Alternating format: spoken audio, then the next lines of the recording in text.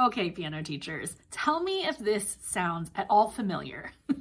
I'm thinking of a time from when I was in about 6th grade, and I set my heart on playing this terrible, 10-page arrangement of Pachelbel's Canon in D.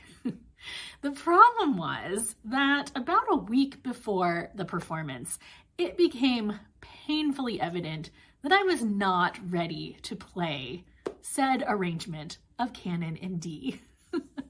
And the result of this situation is something that still leaves my piano teacher brain spinning with lots of thoughts.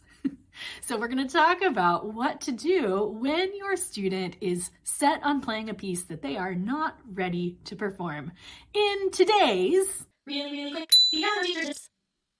All right, so the scene has been set. There is 6th grade me sitting in my lesson, painfully aware that I am not prepared to play this arrangement in the recital the next week.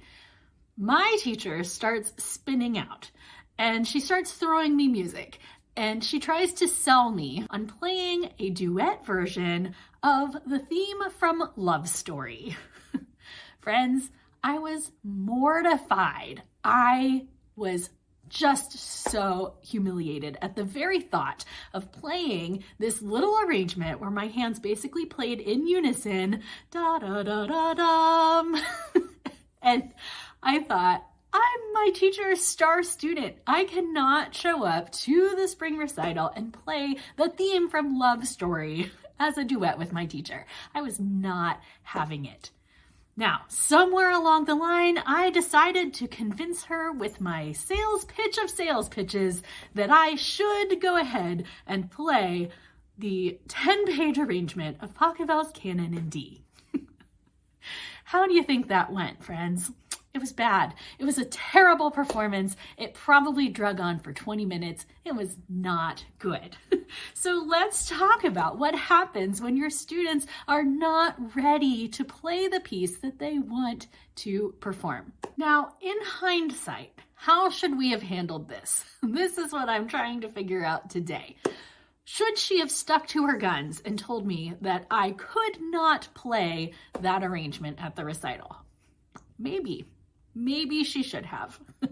The easiest solution that apparently did not occur to either of us was to cut some of those variations. Sometimes we need to allow our students to cut portions of their piece. And frankly, I don't know how neither one of us came up with that solution, because there is no easier piece to make cuts in than Canon in D variations. But I digress. So, in hindsight, I think the proper solution would have been to cut out some of the troubling variations.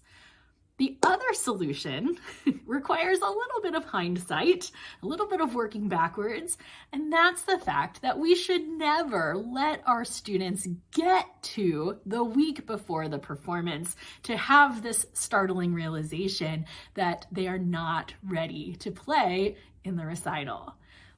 We need to work on a longer timeline if we are going to allow our students to be set up for success in their performances. And if we see danger on the horizon, we should start these conversations with them at least 30 days prior to a performance. We should start working on a backup option at that point. If a student is not playing fluidly through their repertoire, it's a great idea to say, hey, let's start thinking of a plan B. Let's start working on a recycled piece of repertoire that we can bring back out just in case that 10-page theme and variations is not going to be quite ready. I digress. Can you tell I still have a lot of feelings about this? This idea and more are covered in a 3-part series I did over on the Beyond Measure podcast. This continues to be one of the most popular installments of the podcast to date. And it's a 3-part series that covers preparing your students for performance.